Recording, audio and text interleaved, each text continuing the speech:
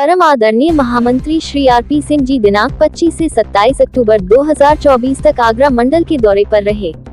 दिनांक 25 अक्टूबर 2024 को सुबह गाड़ी संख्या 12403 से मथुरा जंक्शन पर उनका आगमन हुआ, जहां मंडल अध्यक्ष श्री दीपक गोयल एवं मंडल सचिव श्री अरुण कुमार शर्मा जी एवं अन्य सभी सदस्यों की भीड़ ने गर्मजोशी से महामंत्री जी का माला पहनाकर स्वागत किया।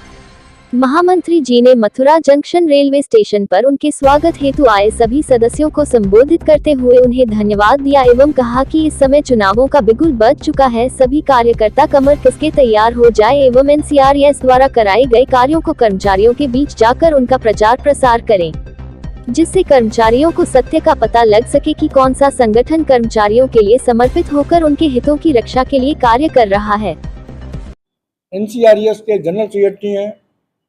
हम जब सरकार ने चुनाव की घोषणा कर दिया और उस सिलसिले में जब हम आगरा मंडल में आए हैं, तो जब आज 3 दिन के बाद आगरा से वापस हो रहे हैं, तो मेरा भी कर्तव्य था कि मीडिया को ये बताएं कि एनसीआरएस ने जो कर्मचारियों के हित में जो जीएम हेडक्वार्टर स्तर पे जो कार्य कराया, रेलवे बोर्ड स्तर पे जो कार्य कराया, जो मंडलों ने मंडल स्तर पे कार्य कराया, इसके बारे में हम कर्मचारियों को बताएं और उनसे हम एनसीआरएस के प्रति समर्थन मांगें।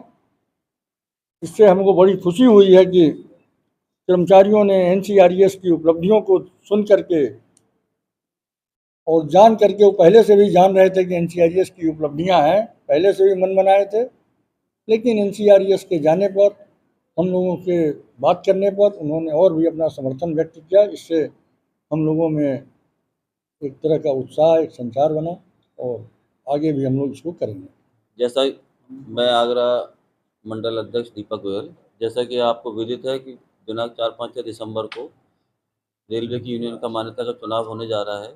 उस सिलसिले में एनसीआरएस के महामंत्री जी द्वारा एक अपार जन समूह के साथ दिनांक 22 अक्टूबर को इलाहाबाद प्रयागराज में अपना एनसीआरएस का नामांकन पत्र दाखिल करने के पश्चात आदरणीय महामंत्री जी ने आगरा मंडल में चुनावी प्रचार का श्री गणेश मथुरा से दिनांक 25 को बिहारी जी मंदिर के दर्शन करके शुरुआत की।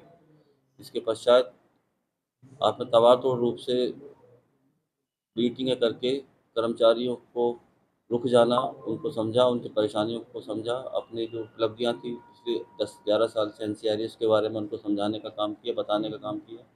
इसी के साथ जो हम लोगों ने अपना 101 पॉइंट का जो चार्टर निकाला था, जिसमें एनसीआरएस द्वारा विभिन्न फोरमों पर जो काम कराए गए थे उसके बारे में विस्तार से समझाया और ओपीएस की खामियों के बारे में बताते हुए, ओपीएस की अच्छाई बताते हुए यूपीएस की जो खामियां थी उसको कर्मचारियों को समझाने का काम किया। जैसा कि हम लोगों ने समझा, महामंत्री जी के द्वारा हमें बताया गया कि कर्मचारियों के बीच में इस संगठन के प्रति बहुत ही श्रद्धा है और विश्वास है कि ये संगठन कर्मचारियों के प्रत्येक कैडर को, चाहे वो किसी भी डिपार्टमेंट का हो, लड़ाई लड़ता है। और उस फोरम का जब तक हमारे महामंत्री जी एनसीआरएस श्री आरपी सिंह जी उसको पूरा नहीं करा लेते, उसको छोड़ते नहीं है। इसी कड़ी में आज उन्होंने आगरा मंडल में आगरा का दौरा किया। 25 तारीख से हमारे महामंत्री एनसीआरएस के मथुरा से दौरा शुरू किया था।